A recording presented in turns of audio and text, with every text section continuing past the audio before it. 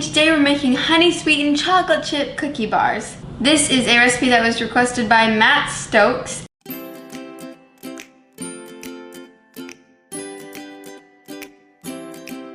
Alright, so the first thing we're going to do is combine all of our dry ingredients. I have 1 1/4 cups of all-purpose flour, and then I have a 1/4 teaspoon of baking soda, 1/4 teaspoon of baking powder, and a 1/4 teaspoon of salt, and then 1 teaspoon of cornstarch.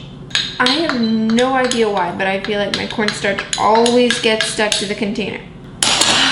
And now I'm just gonna whisk all those ingredients together, using a whisk that's too large for my bowl and a bowl that's too small for my ingredients. Once you've mixed together your dry ingredients, set it to the side, and you're gonna need a medium or large bowl, and I have 3/4 cup of honey. And then I also have 1/2 cup of vegetable oil, and I'm using avocado oil, but you can use whatever you have on hand. Now I'm just gonna quickly whisk all those ingredients together to combine them. Oh my goodness, the honey is so sticky. I was like going in to whisk it and I really can't move it. All right, it's a little hard to do, but it's working. All right, next thing we're going to add is 1 egg, and then I have 1 very full teaspoon of vanilla extract. I always like to make my teaspoons overflowing. It's a family secret. And now I'm just gonna whisk in my egg and vanilla. It smells kind of weird, but don't worry, it'll taste good in the end. All right, now that all of our wet ingredients are mixed together, I'm gonna add in about 1/2 of the flour mixture. And adding in the second 1/2. All right, once you're done mixing in all of your ingredients, get rid of that whisk. Get out of here. And you're gonna have a lot of trouble with words. A lot. It's not just today, it's all the time. I'm gonna switch to a rubber spatula, or just a spoon if you don't have a spatula. And I'm gonna add in 1 cup of chocolate chips. These are sugar-free chocolate chips, by the way. Good, try one, haven't tried one yet. They taste pretty normal, but they definitely don't taste the same. And now I'm gonna mix in my chocolatey chips. All right, so I finished mixing in my chocolate chips, and looking at the final product, I think the consistency is a little bit runny. So I'm gonna add 1/2 cup more of flour. And this will help because I just don't want the chocolate chips to sink to the bottom because the batter is too runny. Also, it's a cookie dough, not a cake.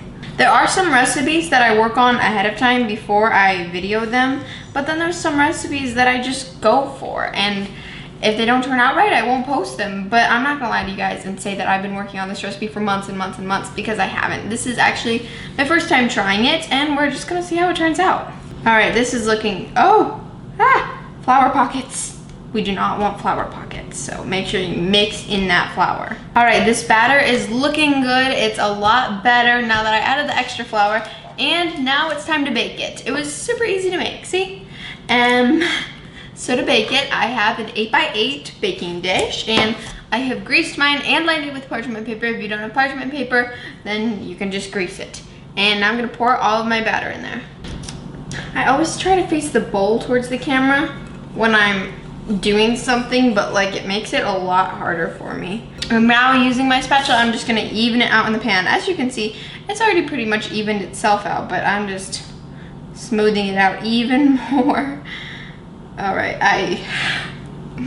I'm doing more harm than good. I got some batter on the side right there, and it's already smooth, so this is pointless.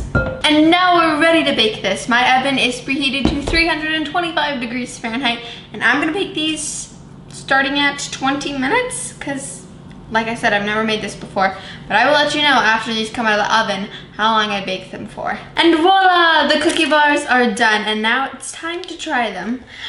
Oh, like I said, I was gonna tell you guys how long I baked it. I actually ended up baking mine for 35 minutes, so a lot longer than I was expecting, but they are made differently than my other cookie bars. But I think I could have baked them for 30 minutes because they are, yeah, okay, I'm just gonna wait and see. I'm using a sharp knife to get a nice clean cut, but just be careful when you're using a sharp, big knife. I got my plate. I was making a big mess. I've not tried it yet, but from the feel of it, It feels a little more like a bread than a bar.